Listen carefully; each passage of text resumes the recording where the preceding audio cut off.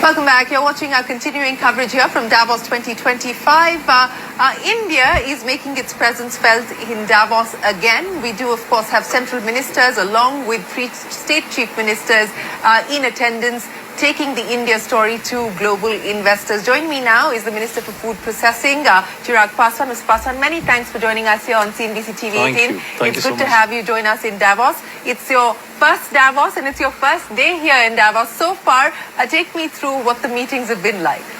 Well, we have just started. We have just begun and a little interactions. But then, yes, this is my first time in Davos, first time as a minister also. This is my first year as a minister. And I think this comes with a huge responsibility, when you represent your country, and that to a country like India, which is led by a prime minister who's got such a clear vision about Viksit Bharat. And I think in that, my ministry, food processing, internationally when I travel now, so I can understand that there's so much of scope through this ministry. And when we talk about Viksit Bharat, I think in few years we'll realize that food processing industries will play a major role in that. Well, speaking of playing a major role, this has been a focus area of the government. In fact, the announcement of setting up large parks, etc., has also been part of the government's agenda and the government's plan. As you take stock of the situation in terms of what has already been done, but what more needs to be delivered, what would you prioritize?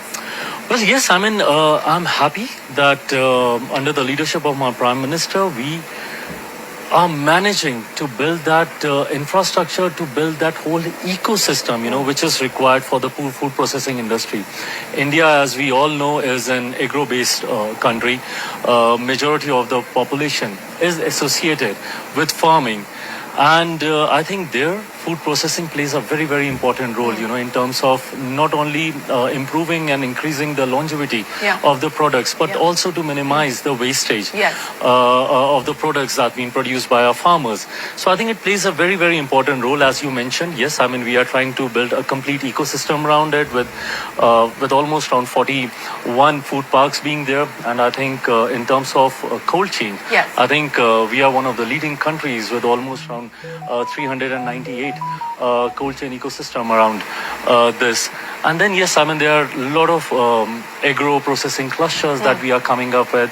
So these are the different, besides the scheme that the government has taken as initiatives to promote this industry, whether it's through PMKSY or PMFME, which really focuses on the small and micro enterprises.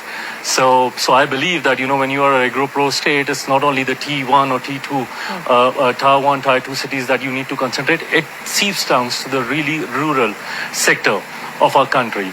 So I think overall, yes, but then a lot more needs to be done. And also, because I think that India's got that potential to explore international market through food processing to almost 23.4% by the year 2023-24. So yes, there's been a major increase in the export.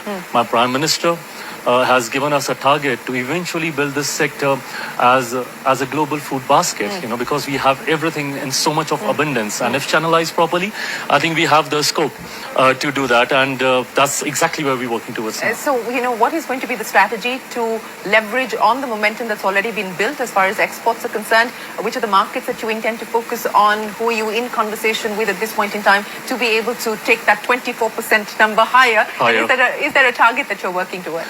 Well, definitely there are internal targets that we're working on, but then I think India comes with huge variety.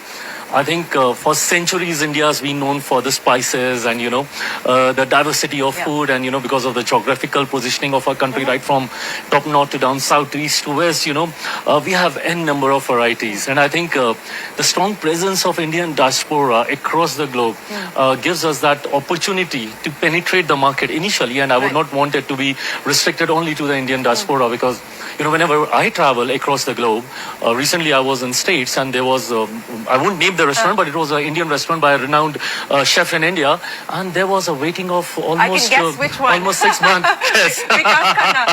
Bungalow. So I was there, and there was a waiting. There was a long queue for months and months on a stretch. There were many other. I was in Italy, and I think we were the only Indian in that Indian restaurant.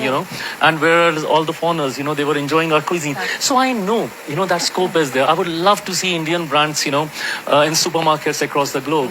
So yes, that's something we are focusing on. Well, we would like to guess So, which one. Almost 6 months. Yes. Vikas Khanna. Bungalow. So I was there, and there was waiting. There was a long queue for months and months on a stretch. There were many other. I was in Italy, and I think we were the only Indian in that Indian restaurant. And whereas all the foreigners, they were enjoying our cuisine. So I know, that scope is there. I would love to see Indian brands, in supermarkets across the globe. So yes, that's something we are focusing on. Well, we would love to see more Indian brands on global shelves as well. But, talking about us and a wish list, the budget is literally around the corner now. And I know every ministry sends its wish list to the finance minister in the hope of being able to get more than the previous year. Given the plans that you've laid out for us, what's the ask of your ministry, of the finance minister? Well, yes, there's always a long wish list, but then I'm happy that the government key focus area is food processing. Is one of the key focus areas is food processing, and my prime minister and the finance minister, they are very, very focused on promoting this sector.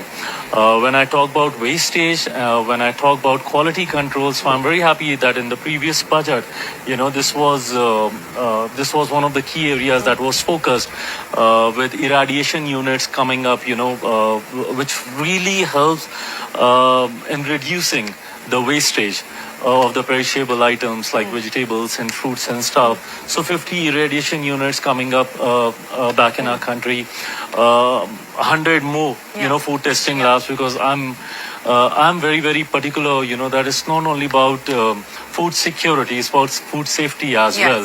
So you need to be very clear on those parameters, and those regulations that